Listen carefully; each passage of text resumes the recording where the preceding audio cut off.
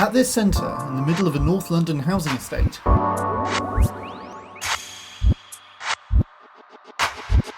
young people living on the brink.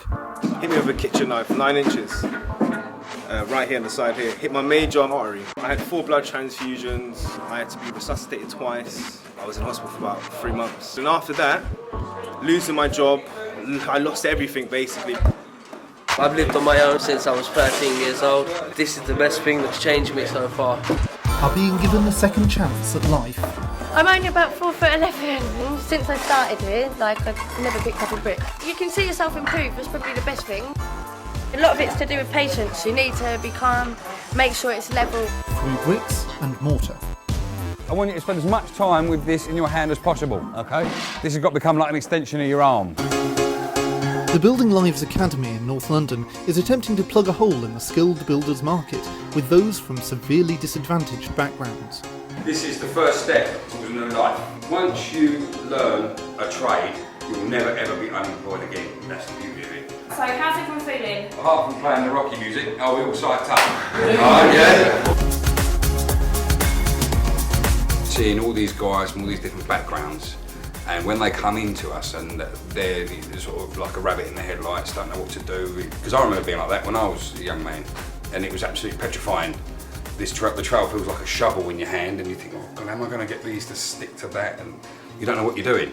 Just to see the change that we make to their life, both emotionally and sort of physically as well, because they're learning a new skill. But it really, really changes their mental well-being and their outlook on life as well.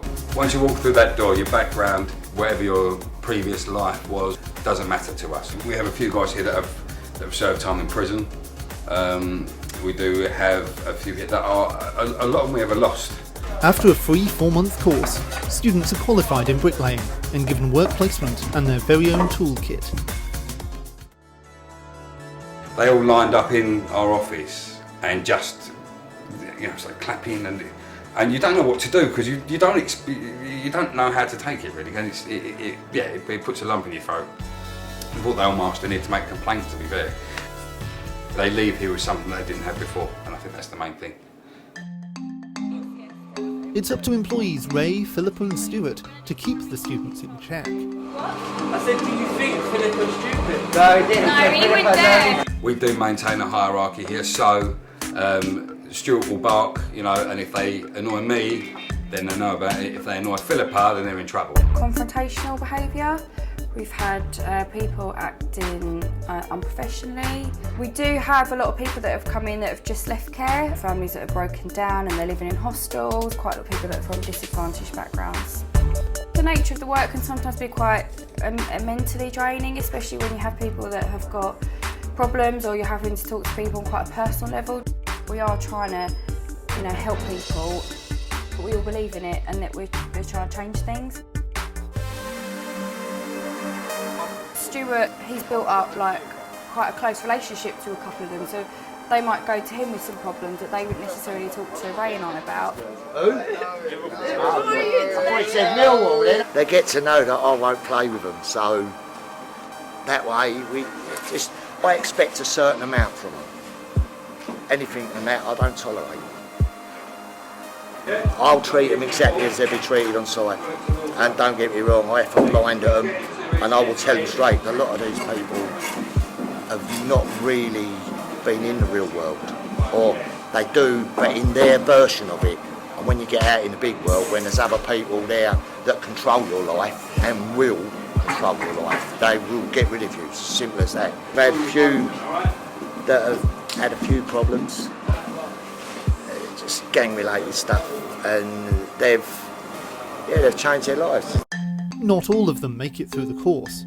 Drugs, alcohol, weapons, absolutely zero tolerance for that at all. No chances, no warnings, you're gone. I just caught him in there using his phone, and when I questioned him, he then became very confrontational.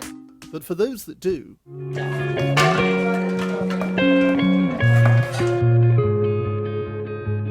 In the last 5 years, we've probably put close to 1,000 people into work.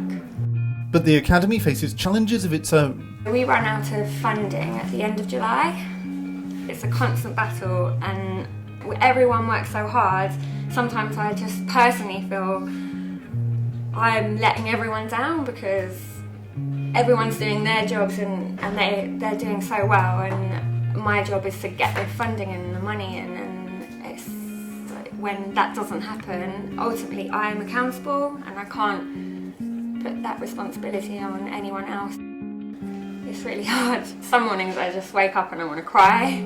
The fact that building lives might not continue forever is absolutely heartbreaking. The fact that this might not carry on, to me, is A, it's absolute insanity, and B, it's devastating.